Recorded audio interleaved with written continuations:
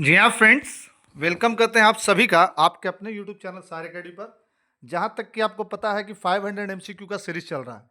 किसके लिए 500 एमसीक्यू का सीरीज चल रहा है सीडीपी का? किसके लिए?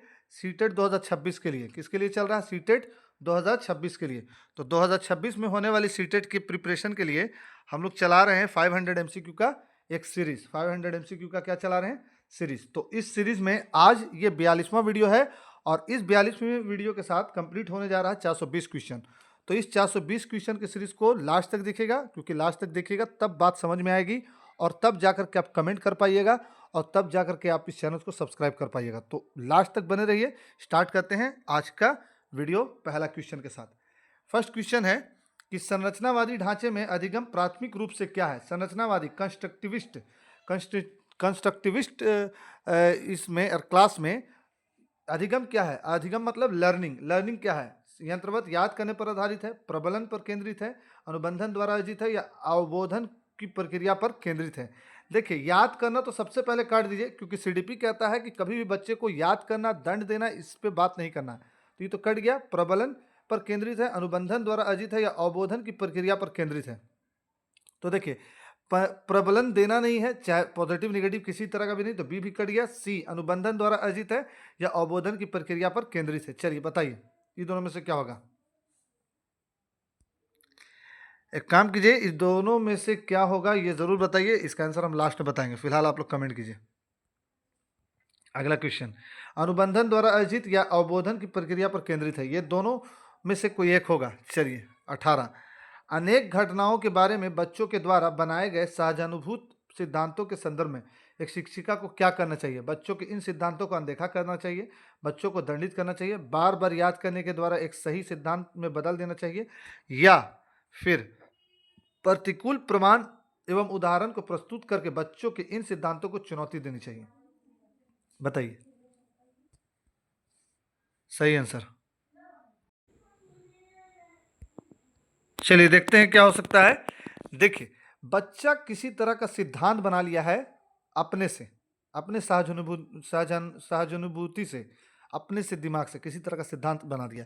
तो क्या उस बच्चे के बनाए गए सिद्धांत को तुरंत काट देना है, अनदेखा करना है? अनदेखा बिल्कुल नहीं करना है। बच्चे को पनिशमेंट देना है कि तुम अपने से ये थ्योरी कैसे बना लिया।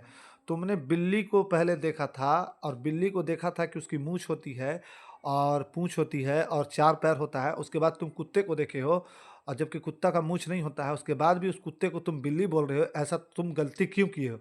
तो इसलिए तुमको दंडित किया जाएगा। तो दंडित करना है, दंडित नहीं करना है, बल्कि उसको समझाना है कि देखो, मूंछ भले नहीं है, मूंछ नहीं है, इसलिए यह बिल्ली नहीं, यह कुत्ता है, यह भो भो कर रहा है, यह मियाँ मियाँ करती है। उसको समझाना है, दंडित नहीं करना। बार बार याद याद तो करना ही नहीं है, याद तो करवाना ही नहीं है। तो सी भी कट गया।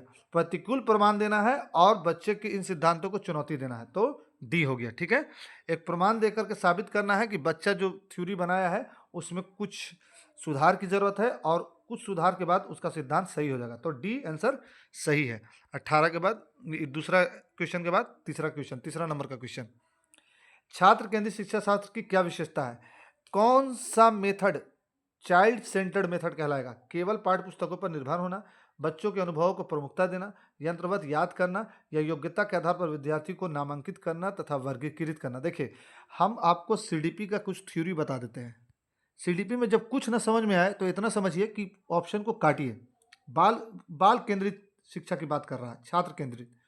तो केवल पाठ्य पुस्तक पर निर्भर जो पढ़ाई होती है, सिर्फ किताब पर निर्भर जो पढ़ाई होती है, वो बाल केंद्रित होती है। वो तो किताब तक पर निर्भर हो गया, तो फिर वो तो हो गया अरे पाठ्य पुस्तक केंद्रित हो गया, किताब केंद्रित तो ये तो होगा नहीं।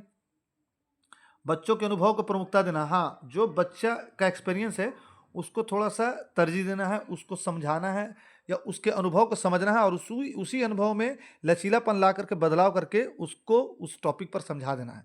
तो बी हो सकता है सही हो। यंत्रवत याद तो करना नहीं है, योग्यता के आधार पर विद्यार्थी को नामांकित करना, तुम फर्स्ट हो, तुम सेकंड हो, तुम थर्ड हो, तुम जीनियस हो, तुम लेजी हो, तुम डल हो, इस तरह का वर्गीकृत नहीं करना है। तो ए सी डी कट गया, तो सही कौन सा हो गया? सही हो गया बी, बच्चे के अनुभव को प्रमुखता देना है, यानी कि बच्चा का जो एक्सपीरियंस है उसको बढ़ावा देना है। ठीक है, बी सही आंसर होगा। जब डिटेल कंटेंट पढ़ेंगे तब इस सारी बात को पढ़ेंगे, अभी प्रैक्टिस हो रहा है।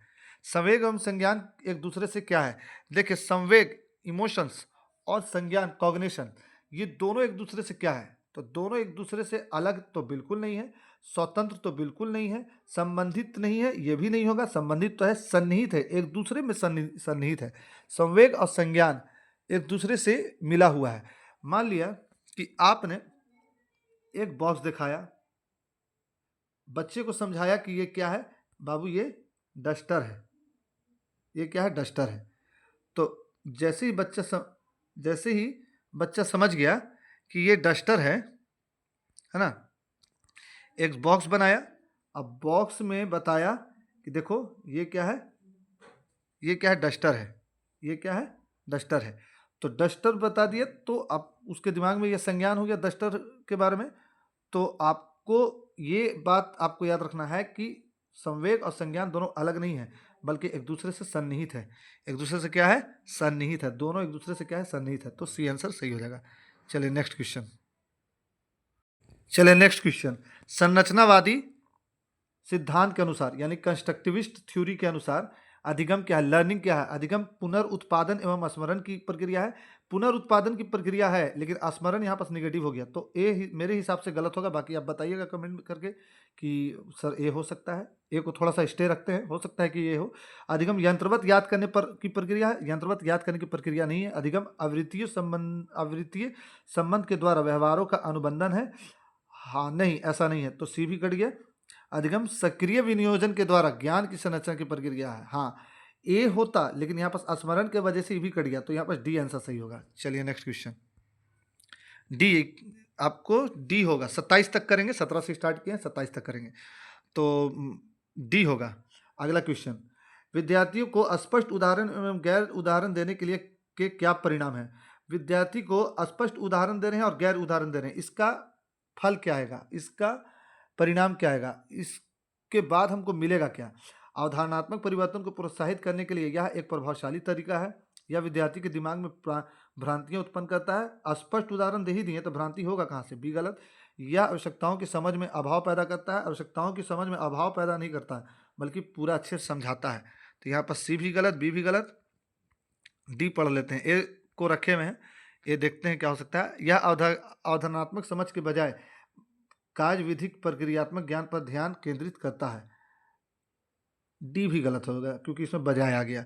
तो आंसर जो मेरे हिसाब से होगा वो आपका हो जाएगा ए, अवधारणात्मक परिवर्तन को प्रोत्साहित करने के लिए यह एक प्रभावशाली तरीका है।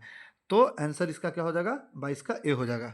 बाकी कुछ अगर ऐसा लगता होगा कि नहीं डी भी हो सकता है तो कमेंट कीजिएगा, हम अगले वीडियो में उसको समझ करके फिर से आपको डिटेल समझाएंगे कि हाँ कैसे ए हुआ। ठीक है। बच्चों को अधिगम गतिविधियों में भागीदारी करने के लिए लगातार पुरस्कार देना एवं दंड का प्रयोग करने से क्या प्रभाव पड़ता है? देखिए, हर चीज़ के लिए बार बार पुरस्कार देना और बार बार उसको पनिशमेंट देना। जैसे किसी बच्चे का एग्ज़ाम हुआ, किसी बच्चे का क्या हुआ, एग्ज़ाम हुआ, रिजल्ट कार्ड लेके आया। अब रिजल्ट कार्ड में बच्चे के साथ हुआ क्या, 100 मार्क्स में 99 आ गया। ठीक, तो यहाँ पर क्या किया गया गार्जियन के द्वारा कि इसको प्रोत्साहित करने के लिए गिफ्ट दिया गया। ठीक, वहीं दूसरा बच्चा को क्या मिला, वहीं दूसरे बच्चे को 0 मिला। वहीं दूसरे बच्चे को क्या मिला, 0। एक रिपोर्ट कार्ड में बच्चे को 20 नंबर आया, सपोज दैट 20 नंबर आया, तो उस बच्चे को क्या किया गया, उस बच्चे को दंड दे दिया गया। कहा भाई, तो पीटा गया। तो दोनों पर पॉजिटिव और निगेटिव अभाव पड़ेगा। जो बच्चा 100 में 99 लाया है उसको आप पुरस्कार कर रहे हैं, तो अगले बार जब वो फिर से 99 लाएगा तो फिर से कुछ ना कुछ पुरस्कार खोजेगा। आज आप उसको साइकिल दिए हैं, अगले बार मोबाइल मांगेगा, अगले बार कपड़ा मांगेगा, कुछ ना कुछ मांगेगा। आज जिसको दंड दे रहे हैं वो ये सोचेगा कि हम पढ़ रहे हैं, इसके बावजूद भी, मेहनत करने के बाद भी अगर मार्क्स कम आता है तो हमको पिटाई हो रही है। तो दो चीज़ सोचेगा, या तो डर से वो पढ़ेगा, तो डर से तो पढ़ना नहीं है सीडीपी में, या फिर पिटाई की वजह से वो पढ़ाई छोड़ देगा। तो ये दोनों चीज़ सही नहीं है। तो किसी भी तरह का पिटाई को सपोर्ट नहीं करता सीडीपी, तो यहाँ ठीक नहीं है। बच्चों के अधिगम गतिविधि में भागीदारी करने के लिए लगातार पुरस्कार और दंड देना का प्रयोग करने से क्या प्रभाव पड़ता है? बाहरी अभिप्रेरणा कम होती है, बिल्कुल सही। आंतरिक अभिप्रेरणा भी बढ़ती है, आंतरिक अभिप्रेरणा नहीं बढ़ती है। वह बच्चों को प्रदर्शन आधारित लक्ष्यों, ये भी गलत हो गया। वह बच्चों को प्रदर्शन आधारित लक्ष्यों के बजाय निपुणता पर ध्यान केंद्रित करता है। हाँ भाई, सही बात है। अच्छा करने के बजाय अच्छा लाने पर बल देता है, तो ये भी सही नहीं। अधिगम में बच्चों की स्वाभाविक अभिरुचि तथा जिज्ञासा कम होती है। हाँ, बच्चा का स्वभाव से बच्चा नहीं पढ़ता है, बल्कि बच्चा दंड या पुरस्कार के बदले लालच से पढ़ रहा है, नहीं तो पिटाई के डर से पढ़ रहा है। तो डी ज़्यादा सही है। चलिए 24, निम्नलिखित में से कौन सी प्रथाएं सार्थक अधिगम को बढ़ावा देती है? कौन सा प्रथा जो है सार्थक अधिगम, सार्थक अधिगम मतलब पॉजिटिव लर्निंग को प्रमोट करता है। शारीरिक दंड पॉजिटिव लर्निंग को प्रमोट नहीं करेगा। सहयोगात्मक अधिगम और पर्यावरण, हाँ हो सकता है बी 2 सही हो। सतत एवं समग्र मूल्यांकन, ये भी सही हो। निरंतर तुलनात्मक मूल्यांकन, निरंतर तुलनात्मक मूल्यांकन नहीं करना है। तो एक गलत, 4 गलत, आंसर सही हो जाएगा 2 और 3, बी सही हो गया। ठीक, कमेंट कीजिए आप लोग, कमेंट कीजिए कमेंट में कि कौन सा क्वेश्चन का क्या होगा। 25 का 1, 25 का ए, 26 का बी, 27 का डी, ऐसे करके कमेंट कीजिए। ठीक है, इससे पहले नगमा जी एक वीडियो में कमेंट कर चुकी हैं, जो लगभग 10 क्वेश्चन का मोस्ट प्रोबेबली सवाल का जवाब जो है उन्होंने सही दिया है। शिक्षक बच्चों को जटिल अवधारणाओं की समझ को किस प्रकार सहज कर सकते हैं? एक व्याख्यान देकर, प्रतियोगात्मक अवसरों को व्यवस्था करके, बार बार यांत्रिक अभ्यास के द्वारा, या अन्वेषण और परिचर्चा के लिए अवसर उपलब्ध करके। चलिए, व्याख्यान देना नहीं है, प्रतियोगात्मक अवसर की व्यवस्था करनी है, बार बार याद करने का तो बातें नहीं करना है। सी गलत हो गया, डी सही हो गया। परिचर्चा आपस में बात करेगा, और वैसा हम लोग माहौल बनाएंगे जिससे बच्चा आपस में बात करके सीखे।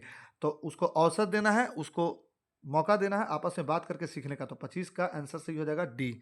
चलिए नेक्स्ट क्वेश्चन। एक प्राथमिक विद्यालय की अध्यापिका बच्चों को एक प्रभावशाली समस्या समाधानकर्ता बनाने के लिए किस प्रकार को से प्रोत्साहित कर सकती है?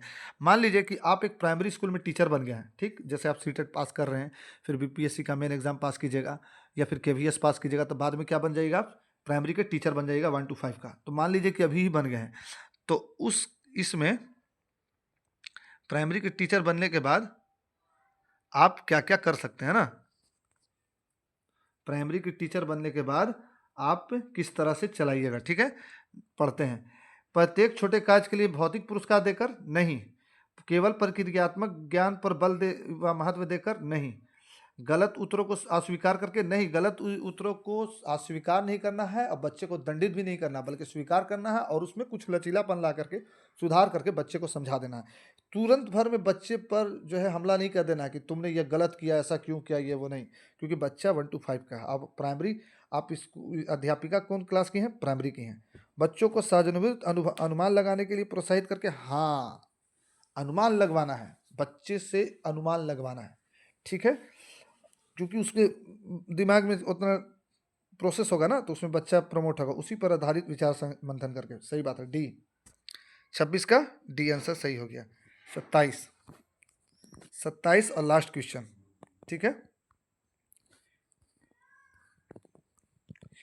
निम्नलिखित निम्न अवधि में से क्या है सवाल? निम्न अवधि में से किसमें शारीरिक वृद्धि एवं विकास तीव्र गति से होती है? शैशवावस्था में, प्राथमिक बाल अवस्था में, प्रारंभिक बाल अवस्था एवं मध्य बाल अवस्था में, या मध्य बाल अवस्था एवं किशोर अवस्था में, या किशोर अवस्था एवं वयस्क में? शारीरिक विकास सबसे ज़्यादा किसमें होती है? तो शैशवावस्था में होती है। जब बच्चा जन्म लेता है उससे 2.5 साल तक उसका शारीरिक विकास सबसे तेज होता है, ठीक है। अब आइए फर्स्ट क्वेश्चन पे, 27 का ए हो गया। फर्स्ट क्वेश्चन पे आइए, जो हम बोल दिए थे कि इसको छोड़ते हैं, लास्ट में बताएंगे। चलिए, इसका कमेंट आप लोग नहीं किया अभी तक। संरचनावादी ढांचे में अधिगम प्राथमिक रूप से यंत्रवत याद करने पर होती है, प्रबलन केंद्रित पर होती है, अनुबंधन द्वारा अर्जित होती है। नहीं, फर्स्ट वाला नहीं था जी, सेकंड वाला था, लगता है ये वाला था। अनेक घटनाओं के बारे में बच्चों के द्वारा अनुबंधन द्वारा अर्जित होती है, नहीं यही था। अवबोधन की प्रक्रिया पर केंद्रित होती है। याद करना होगा नहीं, प्रबलन होगा नहीं। सी और डी में से हम बोले थे किसको, ई दोनों तो काट दिए थे। सी और डी में से बताइए। अनुबंधन द्वारा अर्जित होती है, अवबोधन की प्रक्रिया पर केंद्रित होती है। चलिए, सी यही होगा सही, 17 का सी सही। तो आज का ये सीरीज़ खत्म होता है। वीडियो पसंद आया हो तो दोस्तों के साथ शेयर कीजिए, वीडियो पसंद आया हो तो लाइक कीजिए, अगर वीडियो पसंद आया हो तो सब्सक्राइब कीजिए। और 1 मिनट रुक जाइए, आपको दिखाते हैं बहुत अच्छी चीज़, जो आप देख करके पूरी तरह से प्रिपेयर हो जाएगा कि आपको आपका सीटेट इस चैनल पर क्रैक होगा। 1 मिनट रुक जाइए। हाँ तो फ्रेंड्स, यही वो प्लेलिस्ट है जो आपके सीटेट को आसान बनाएगा। ये देखिए, ये प्लेलिस्ट है, इसी प्लेलिस्ट को आपको देखना है। आज 42वां वीडियो इसमें पोस्ट हो जाएगा, और 42वें वीडियो के साथ कंप्लीट हो जाएगा पूरा 420 क्वेश्चन। तो आप इस प्लेलिस्ट को देखना मत भूलिए, और साथ ही साथ दोस्तों के साथ शेयर कीजिए। वीडियो बनाने में मेहनत लगता है, और कुछ तो ऐसे भी लोग हैं जिनका सीटेट अगर निकल गया है या सीटेट की तैयारी हो गई है तो वो चैनल को अनसब्सक्राइब कर देते हैं। तो भाई सब्सक्राइब करने में तुम्हारा कोई नुकसान नहीं है और अनसब्सक्राइब करने में कोई फ़ायदा नहीं है। इसलिए प्लीज़ जहाँ तक हो सके सपोर्ट किया करो। बाकी हम पेड कोर्स या किसी तरह का पीडीएफ तो बेच नहीं रहे हैं, सेल तो कर नहीं रहे हैं। तो प्लीज़ लाइक करो, शेयर करो और इस प्लेलिस्ट को जितना हो सके अभी तक जितना प्रेम दिया आगे भी दो। फिर मिलेंगे अगले वीडियो में, जब तक के लिए सब्सक्राइब।